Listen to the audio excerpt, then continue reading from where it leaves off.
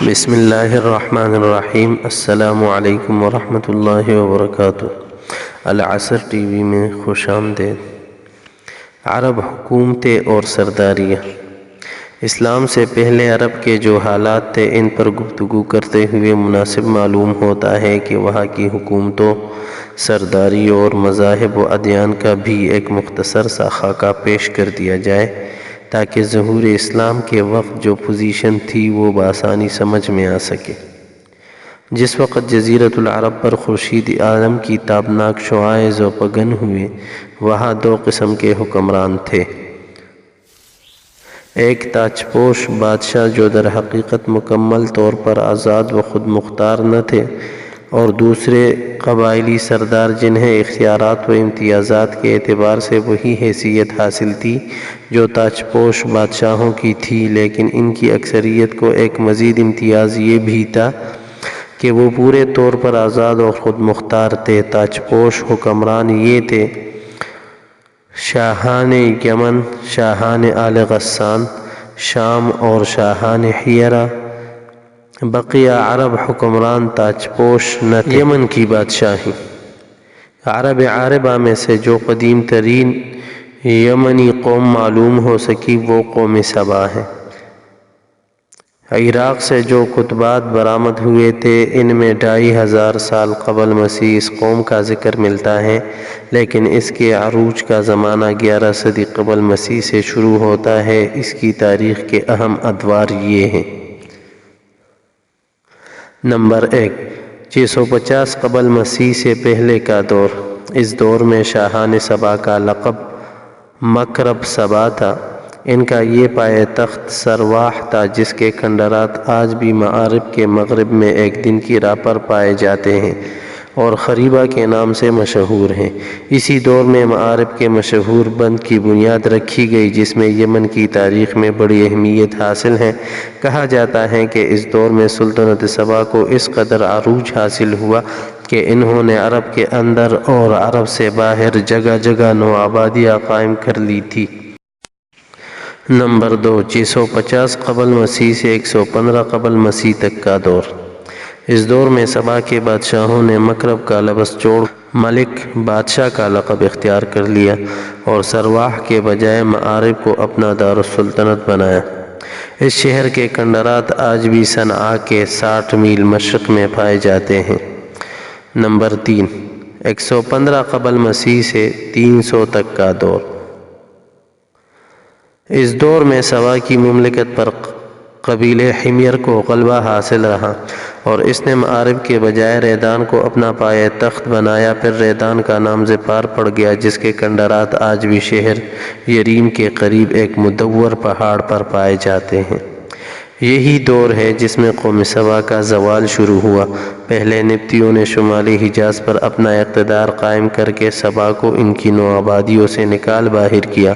پھر رومیوں نے مصر اور شام اور شمالی حجاز پر قبضہ کر کے ان کی تجارت کے بحری راستے کو مخدوش کر دیا اور اسی طرح ان کی تجارت رفتہ رفتہ تباہ ہو گئی، اور ادھر قحطانی قبائل خود بھی باہم دست و گریبان تھے۔ ان حالات کا نتیجہ یہ ہوا کہ قحطانی قبائل اپنا وطن چھوڑ کر ادھر ادھر پراگندہ ہو گئے، مطلب چلے گئے۔ نمبر 4، 300 عیسوی کے بعد سے آغاز اسلام تک کا دور۔ اس دور میں یمن کے اندر مسلسل اضطراب اور انتشار برپا رہا۔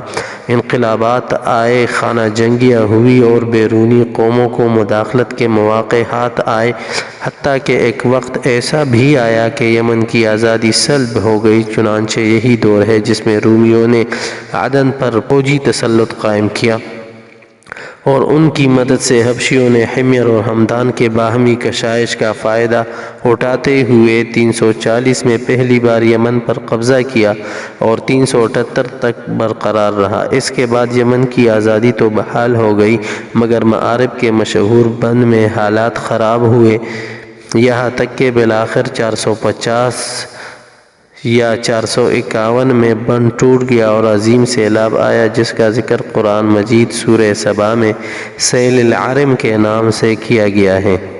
یہ بڑا زبردست حادثہ تھا۔ اس کے نتیجے میں بستیوں کی بستیاں ویران ہو گئی اور بہت سے قبائل ادھر ادھر بکھر گئے۔ پھر 523 میں ایک اور سنگین حادثہ پیش آیا، یعنی یمن کے یہودی بادشاہ ذو نواس نے نجران کے عیسائیوں پر ایک ہیبت ناک حملہ کر کے انہیں عیسائی مذہب چھوڑنے پر مجبور کرنا چاہا، اور جب وہ اس پر آمادہ نہ ہوئے تو ذو نواس نے خندق کھدوا کر انہیں بھڑکتی ہوئی آگ کے اعلاؤ میں جھونک دیا۔ قرآن مجید نے سورہ بروج کی آیت قتل اصحاب الاخدود میں اسی لرزہ خیز واقعے کی طرف اشارہ کیا ہے۔ اس واقعے کا نتیجہ یہ ہوا کہ عیسائیت، جو رومی بادشاہوں کی قیادت میں بلاد عرب کی فتوحات اور توسیع پسندی کے لیے پہلے ہی سے جست تھی، انتقام لینے پر تل گئے اور حبشیوں کو یمن پر حملے کی ترغیب دیتے ہوئے انہیں بحری بیڑا مہیا کیا۔ حبشیوں نے رومیوں کی شہرک پا کر اور 70,000 فوج سے یمن پر دوبارہ قبضہ کر لیا۔ قبضہ کے بعد ابتداءً تو شاہ حبشہ کے گورنر کی حیثیت سے اریاط نے یمن پر حکمرانی کی، لیکن پھر اس کی فوج کے ایک ماتحت کمانڈر ابرہہ نے اسے قتل کر کے خود اقتدار پر قبضہ کر لیا اور شاہ حبش کو بھی اپنے اس تصرف پر راضی کیا۔ یہ وہی ابرہہ ہے جس نے بعد میں خانہ کعبہ کو ڈھانے کی کوشش کی اور ایک لشکر جرار کے علاوہ چند ہاتھیوں کو بھی پوچکشی کے لیے ساتھ لایا، جس کی وجہ سے یہ لشکر اصحاب فیل کے نام سے مشہور ہو گیا۔ ادھر واقع فیل میں حبشیوں کی جو تباہی ہوئی، اس سے فائدہ اٹھاتے ہوئے اہل یمن نے حکومت فارس سے مدد مانگی اور حبشیوں کے خلاف علم بغاوت بلند کر کے سیف ذی یزن حمیری کے بیٹے معدی کرب کی قیادت میں حبشیوں کو ملک سے باہر نکالا اور ایک آزاد و خود مختار قوم کی حیثیت سے معدی کرب کو اپنا بادشاہ منتخب کر لیا۔ 575 عیسوی کا واقعہ ہے یہ۔ آزادی کے بعد معدی کرب نے کچھ حبشیوں کو اپنی خدمت اور شاہی خلوت خانے کی زینت کے لیے روک لیا تھا، لیکن یہ شوق مہنگا ثابت ہوا اور ان حبشیوں نے ایک روز معدی کرب کو دھوکے سے قتل کر کے ذی یزن کے خاندان سے حکمرانی کا چراغ ہمیشہ کے لیے چھین لیا۔ ادھر کسریٰ نے اس صورتحال کا فائدہ اٹھاتے ہوئے صنعاء پر ایک فارسی النسل گورنر مقرر کر کے یمن کو فارس کا ایک صوبہ بنا لیا۔ اس کے بعد یمن پر یکے بعد دیگرے فارسی گورنروں کا تقرر ہوتا رہا، یہاں تک کہ آخری گورنر بازان نے 628 میں اسلام قبول کر لیا اور اس کے ساتھ ہی یمن فارسی اقتدار سے آزاد ہو کر اسلام کی عملداری میں آ گیا۔ حیرہ کی بادشاہی۔ عراق اور اس کے نواحی علاقوں پر کوروش کبیر، خورس یا سائرس ذو القرنین 557 قبل مسیح 529 قبل مسیح کے زمانے ہی سے اہل فارس کی حکمرانی چلی آ رہی تھی۔ کوئی نہ تھا جو ان کے مد مقابل آنے کی جرأت کرتا، یہاں تک کہ 326 قبل مسیح میں سکندر مقدونی نے دار اول کو شکست دے کر فارسیوں کی طاقت توڑ دی، جس کے نتیجے میں ان کا ملک ٹکڑے ٹکڑے ہو گیا اور طوائف الملوک کی شروع ہو گئی۔ یہ انتشار 230 تک جاری رہا اور اسی دوران قحطانی قبائل نے ترک وطن کر کے عراق کے ایک بہت بڑے شاداب سرحدی علاقے پر بود و باش اختیار کی۔ پھر عدنانی تارکین وطن کا ریلا آیا اور انہوں نے لڑ بڑھ کر جزیرے فراتیہ کے ایک حصے کو اپنا مسکن بنایا۔ ادھر 226 میں اردشیر نے جب ساسانی حکومت کے داغ بیل ڈالی تو رفتہ رفتہ فارسیوں کی طاقت ایک بار پھر پلٹ آئی۔ اردشیر نے فارسیوں کی شیرازہ بندی کی اور اپنے ملک کے سرحد پر آباد عربوں کو زیر کیا۔ اسی کے نتیجے میں قزاعہ نے ملک شام کی راہ لی، جبکہ حیر اور انبار کے عرب باشندوں نے باج گزار بننا گوارا کیا۔ اردشیر کے عہد میں حیرہ، بادیۃ العراق اور جزیرہ کے ربعی مزری قبائل پر جزیمۃ الوضاح کی حکمرانی تھی۔ ایسا معلوم ہوتا تھا کہ اردشیر نے محسوس کر لیا تھا کہ عرب باشندوں پر براہ راست حکومت کرنا اور انہیں سرحد پر لوٹ مار سے باز رکھنا ممکن نہیں، بلکہ اس کی صرف ایک ہی صورت ہے کہ خود کسی ایسے عرب کو ان کا حکمران بنا دیا جائے جسے اپنے قومی قبیلے کی حمایت اور تائید حاصل ہو۔ اس کا ایک فائدہ یہ بھی ہوگا کہ بوقت ضرورت رومیوں کے خلاف ان سے مدد لی جا سکے گی اور شام کے روم نواز عرب حکمرانوں کے مقابل عراق کے ان عرب حکمرانوں کو کھڑا کیا جا سکے گا۔ شاہانیہ کے فارسی فوج کی ایک یونٹ ہمیشہ رہا کرتی تھی جس سے بادیہ نشین عرب باغیوں کی سرکوبی کا کام لیا جاتا تھا۔ 268 کے عرصے میں جزیمہ فوت ہو گیا اور عمر بن عدی بن نضر لخمی ان کا جانشین ہوا۔ یہ قبیلہ لخم کا پہلا حکمران تھا اور شاپور اردشیر کا ہم عصر تھا۔ اس کے بعد قباز بن فیروز کی عہد تک حیرہ پر لخمیوں کی مسلسل حکمرانی رہی۔ قباز کے عہد میں مزدک کا ظہور ہوا جو اباحیت کا علمبردار تھا۔ قباز اور اس کی بہت سی رعایا نے مزدک کے ہم نوائی کی۔ پھر قباز نے حیرہ کے بادشاہ منذر بن ماء السما کو پیغام بھیجا کہ تم بھی یہی مذہب اختیار کر لو۔ منذر بڑا غیرت مند تھا، انکار کر بیٹھا۔ نتیجہ یہ ہوا کہ قباز نے اسے معزول کر کے اس کی جگہ مردکی کی دعوت کے ایک پیروکار حارث بن عمر بن حجر کندی کو حیرہ کی حکمرانی سونپ دی۔ قباز کے بعد فارس کی باغ دوڑ کسریٰ نوشیروان کے ہاتھ آئی۔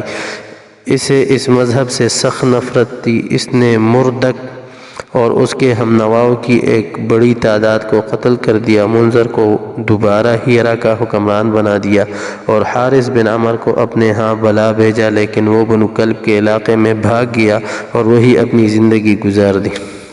منذر بن ماء السما کے بعد نعمان بن منذر کے عہدے تک حیرہ کی حکمرانی اس کی نسل میں چلتی رہی۔ پھر زید بن عدی نے کسریٰ سے نعمان بن منذر کی جھوٹی شکایت کی۔ کسریٰ بھڑک اٹھا اور نعمان کو اپنے پاس طلب کیا۔ نعمان چپکے سے بنو شیبان کے سردار ہانی بن مسعود کے پاس پہنچا اور اپنے اہل و عیال اور مال و دولت کو اس کی امانت میں دے کر کسریٰ کے پاس گیا۔ کسریٰ نے اسے قید کر دیا اور وہ قید ہی میں فوت ہو گیا۔ ادھر کسریٰ نے نعمان کو قید کرنے کے بعد اس کی جگہ ایاس بن قبیصہ طائی کو حیرہ کا حکمران بنایا اور اسے حکم دیا کہ ہانی بن مسعود سے نعمان کی امانتیں طلب کرے۔ ہانی غیرت مند تھا، اس نے صرف انکار ہی نہیں کیا بلکہ اعلان جنگ بھی کر دیا۔ پھر کیا تھا، ایاس اپنے جلو میں کسریٰ کے لاؤ لشکر اور مرزبانوں کی جماعت لے کر روانہ ہوا اور ذیقار کے میدان میں فریقین کے درمیان گھمسان کی جنگ ہوئی جس میں بنو شیبان کو فتح حاصل ہوا اور فارسیوں نے شرمناک شکست کا۔ یہ پہلا موقع تھا جب عرب نے عجم پر فتح حاصل کی تھی۔ یہ واقعہ نبی علیہ السلام کی پیدائش کے تھوڑے ہی دنوں بعد کا ہے۔ آپ صلی اللہ علیہ وسلم کی پیدائش حیرہ پر ایاس کی حکمرانی کے 8ویں مہینے میں ہوئی۔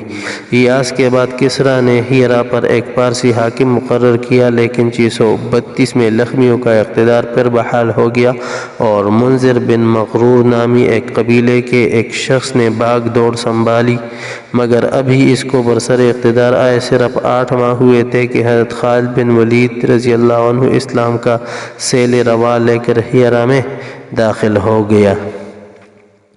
شام کی بادشاہی۔ جس زمانے میں عرب قبائل کی ہجرت زوروں پر تھی، قبیلے قزاعہ کے چند شاخیں حدود شام میں آ کر آباد ہو گئی۔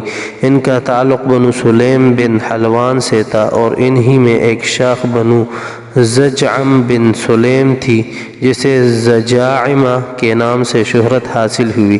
قزاعہ کی اس شاخ کو رومیوں نے صحرائے عرب کے بدیوں کی لوٹ مار روکنے اور فارسیوں کے خلاف استعمال کرنے کے لیے اپنا ہم نوا بنایا اور اسی کے ایک فرد کے سر پر حکمرانی کا تاج رکھ دیا۔ اس کے بعد مدتوں ان کی حکمرانی رہی اور ان کے مشہور ترین بادشاہ زیاد بن ہیولہ گزرا ہے۔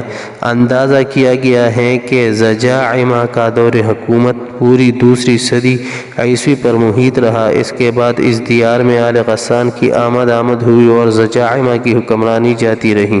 آل غسان نے بنو زجعم کو شکست دے کر ان کی ساری قلمروں پر قبضہ کر لیا۔ یہ صورتحال دیکھ کر رومیوں نے بھی آل عسان کو دیار شام کے عرب باشندوں کا بادشاہ تسلیم کر لیا۔ آل عسان کا پایہ تخت دومت الجندل تھا اور رومیوں کے اعلی کار کی حیثیت سے دیار شام پر ان کی حکمرانی مسلسل قائم رہی تاہم کہ خلافت فاروقی 13 ہجری میں یرموک کے جنگ میں پیش آئی اور آل غسان کا آخری حکمران جبلہ بن ایہم حلقہ بگوش اسلام ہو گیا، اگرچہ ان کا غرور اسلامی مساوات کو زیادہ دیر تک برداشت نہ کر سکا اور وہ مرتد ہو گیا۔ حجاز کی عمارت۔ یہ بات تو معروف ہے کہ مکہ میں آبادی کا آغاز حضرت اسماعیل علیہ السلام سے ہوا۔ آپ صلی اللہ علیہ وسلم نے 137 سال کی عمر پائی اور تا حیات مکہ کے سربراہ اور بیت اللہ کے متولی رہے۔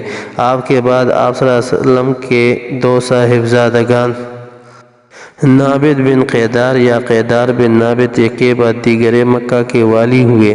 ان کے بعد ان کے نانا مزماز بن عمر جرہمی نے زمام کار اپنے ہاتھ میں لے لی اور اسی طرح مکہ کی سربراہی بنو جرہم کی طرف منتقل ہو گئی اور ایک عرصہ تک انہی کے ہاتھ میں رہی۔ حضرت اسماعیل علیہ السلام چونکہ اپنے والد کے ساتھ مل کر بیت اللہ کے بانی اور معمار تھے، اس لیے ان کی اولاد کو ایک باوقار مقام ضرور حاصل رہا، لیکن اقتدار اور اختیار میں ان کا کوئی حصہ نہ تھا۔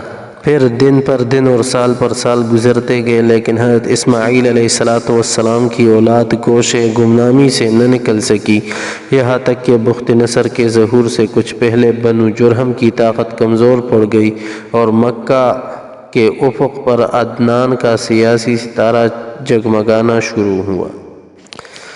اور اس کا ثبوت یہ ہے کہ بخت نصر نے ذات عرق میں عربوں سے جو معرکہ آرائی کی تھی، اس میں عرب فوجی کمانڈر جرہمی نہ تھا۔ پھر بخت نصر نے 587 قبل مسیح میں دوسرا حملہ کیا تو بنو عدنان بھاگ کر یمن چلے گئے۔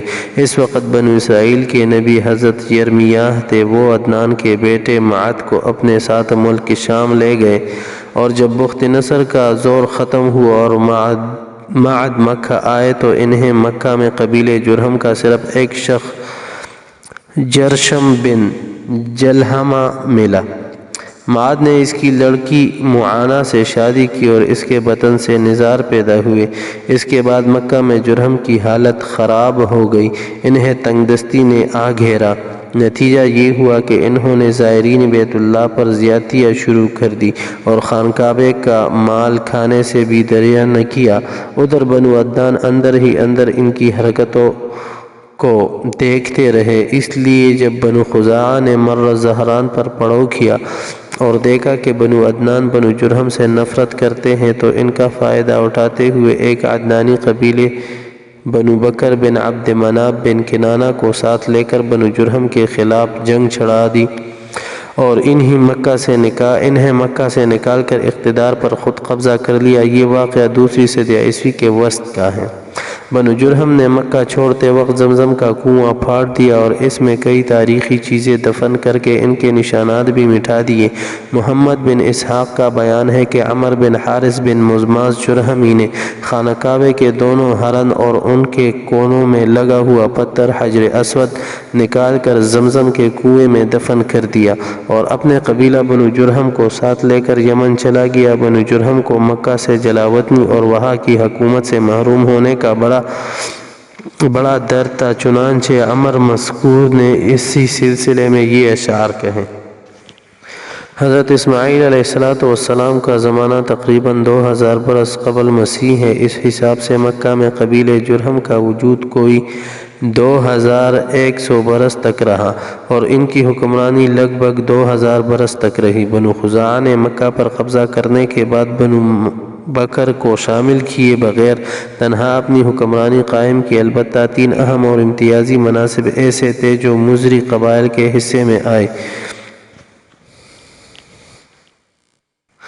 نمبر 1، حاجیوں کو عرفات سے مزدلفہ لے جانا۔ یوم النفر 13 ذی الحجہ کو، جو کہ حج کے سلسلے کا آخری دن ہے، منا سے روانگی کا پروانہ دینا۔ یہ اعزاز الیاس بن مضر کے خاندان بنو قوس بن مرہ کو حاصل تھا جو صوفہ کہلاتے ہیں۔ اس اعزاز کی توضیح یہ ہے کہ 13 ذی الحجہ کو حاجی کنکری نہ مار سکتے تھے جب تک کہ پہلے صوفہ کا ایک آدمی کنکری نہ مار لیتا۔ پھر حاجی کنکری مار کر فارغ ہو جاتے اور مینا سے روانگی کا ارادہ کرتے تو صوفہ کے لوگ مینا کے واحد گزرگاہ عقبہ کے دونوں جانب گھیرا ڈال کر کھڑے ہو جاتے اور جب تک خود گزر نہ لیتے کسی اور کو گزرنے نہ دیتے۔ ان کے گزر لینے کے بعد بقیہ لوگوں کے لیے راستہ خالی ہوتا۔ جب صوفہ ختم ہو گئے تو یہ اعزاز بنو تمیم کے ایک خاندان بنو سعد بن زید منات کی طرف منتقل ہو گیا۔ نمبر 2، 10 ذی الحجہ کو صبح کو مزدلفہ سے مینا کی جانب افاضہ روانگی یہ اعزاز بنو عدوان کو حاصل تھا۔ نمبر 3، حرام مہینوں کو آگے پیچھے کرنا یہ اعزاز بنو کنانہ کی ایک شاخ بنو تمیم بن عدی کو حاصل تھا۔ مکہ پر بنو خزاعہ کا اقتدار کوئی 300 برس تک قائم رہا اور یہی زمانہ تھا جب عدنانی قبائل مکہ اور حجاز سے نکل کر نجد اطراف عراق اور بحرین وغیرہ میں پھیلے اور مکہ کے اطراف میں صرف قریش کی چند شاخیں باقی رہی جو خانہ بدوش تھی۔ ان کی الگ الگ ٹولیاں تھیں اور بنو کنانہ میں ان کے چند متفرق گھرانے تھے مگر مکہ کی حکومت اور بیت اللہ کی تولیت میں ان کا کوئی حصہ نہ تھا یہاں تک کہ قصیب انقلاب کا ظہور ہوا۔ قصے کے متعلق یہ بتایا جاتا ہے کہ وہ ابھی گود ہی میں تھا کہ ان کے والد کا انتقال ہو گیا۔ اس کے بعد ان کی والدہ نے بنو عذرا کے ایک شخص ربیعہ بن حرام سے شادی کر لی۔ یہ قبیلہ چونکہ ملک شام کے اطراف میں رہتا تھا اس لیے قصے کی والدہ وہیں چلی گئی اور وہ قصے کو بھی اپنے ساتھ لیتے گئے۔ جب قصے جوان ہوا تو مکہ واپس آیا اور اس وقت مکہ کا والی خلیل بن حبشہ خزاعی تھا۔ قصے نے اس کے پاس اس کی بیٹی حبی سے نکاح کے لیے پیغام بھیجا۔ خلیل نے منظور کر لی اور شادی کر دی۔ اس کے بعد خلیل کا انتقال ہوا تو مکہ اور بیت اللہ کی تولیت کے لیے خزاعہ اور قریش کے درمیان جنگ ہو گئی اور اس کے نتیجے میں مکہ اور بیت اللہ پر قصے کا اقتدار قائم ہو گیا۔ جنگ کا سبب کیا ہوا اس بارے میں 3 بیانات ملتے ہیں۔ ایک یہ کہ جب قصے کی اولاد خوب پھل پھول گئی اور اس کے پاس دولت کی بھی فراوانی ہو گئی اور اس کا وقار بھی بڑھ گیا، ادھر حلیل کا انتقال ہو گیا تو قصے نے محسوس کیا کہ اب بنو خزاعہ اور بنو بکر کے بجائے میں کعبہ کی تولیت اور مکہ کی حکومت کا کہیں زیادہ حقدار ہوں۔